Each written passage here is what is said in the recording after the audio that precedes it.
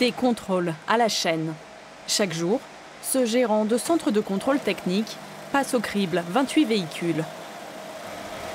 Complet, archi complet. Ça fait 3 mois et demi que ça dure. Le 20 mai prochain, la nouvelle réglementation du contrôle technique entre en vigueur et se durcit. Les automobilistes anticipent.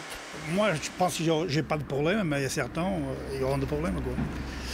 Je trouve que c'est pas bien de changer, mais bon. C'est trop sévère ? Je pense, oui. La réforme prévoit d'augmenter le nombre de points de vérification sur les véhicules.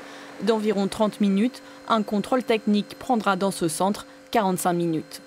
Alors moi actuellement je suis à 75 €, je vais passer à 85 et les contre-visites qui étaient gratuites ne seront plus, elles vont devenir payantes, elles seront à 25 € parce qu'on va faire énormément de contre-visites puisque presque plus rien va passer.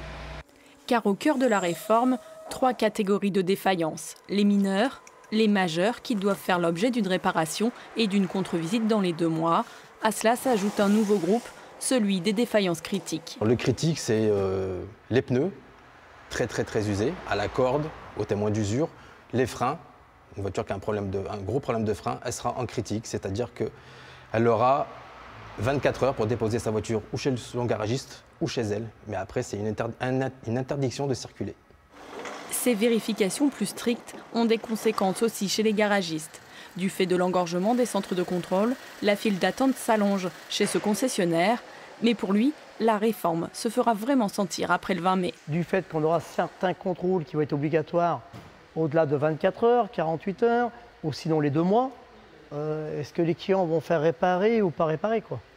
Là, on risque d'avoir, oui, une augmentation du volume des réparations.